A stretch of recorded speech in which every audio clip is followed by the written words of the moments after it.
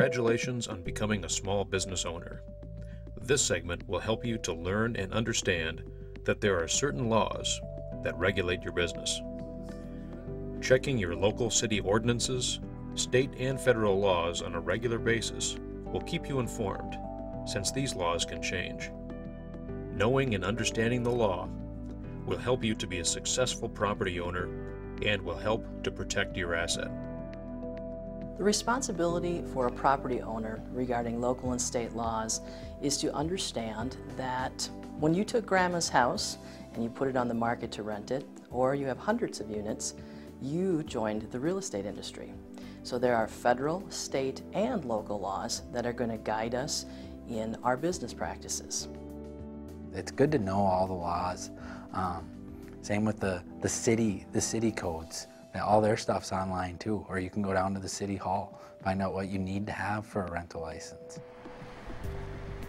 Laws that guide the rental business differ by purpose and by jurisdiction.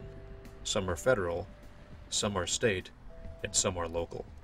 Some require equal treatment of renters, others require certain physical modifications of the rental unit itself. Some cities require rental properties to have a rental license. This is generally issued by a city government and may involve paying a fee and submitting your property for inspection. To see if your property is in a city that requires a rental license, check with the city or county offices in your area.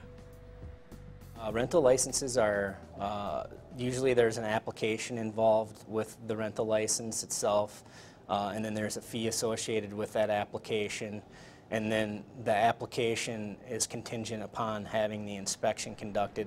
If there's any issues, once they're addressed, then at that point in time the owner would receive an approved rental license. Over and above the rental license, there are many other laws that property owners need to know and follow. The landlord-tenant business or the landlord-tenant relationship is governed by sort of three kinds of laws. The federal law gives you fair housing obligations, the lead paint disclosures that landlords have to make to tenants. And if you're renting to Section 8 voucher people, federal laws and rules about that program. The state law has the mother of all landlord-tenant law, the landlord-tenant statute.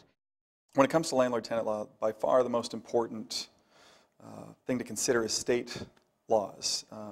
That's 95% of landlord-tenant law is state law driven.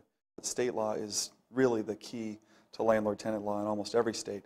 City or county rules will be like a licensing requirement, whether the landlord has to have a license, which might cost up to $1,000 currently, or occupancy limits will be city rules typically. There will be local ordinances about licensing in many places, inspections, both building inspections or health code inspections. Sometimes fire code is where you find those. Many local jurisdictions also have ordinances about civil rights and human rights. The way you conduct your business impacts your tenants, neighbors, and your whole community. There are certain laws that you'll need to adhere to successfully maintain your business. So it's important to educate yourself about the law. One of the things that we can do, if you're a landlord or a tenant and you have internet access, is you can go to the Attorney General's website and look up the landlord-tenant Bill of Rights, or the tenant's Bill of Rights, or the landlord-tenant responsibility, and they'll give you a link if you want to look at the statute and you're really interested in looking at the statute. But they also have a much simpler version, which is a copy of the book that really gives you a great understanding of kind of what the rights are. The consequences for not following the federal, state, or local laws is going to depend on which laws you've broken, the severity of those laws, and who you've impacted by breaking those laws. So your best tool you can start with and continue with is education. In the later segments of this series, we'll examine specific regulations and laws in more detail. However, it's important to recognize that while complying with laws is an important component of your business, it is just as important to maintain good relationships with your tenants. These relationships will form the backbone of your long-term business going forward. Another important relationship to foster is your relationship with the neighbors and community.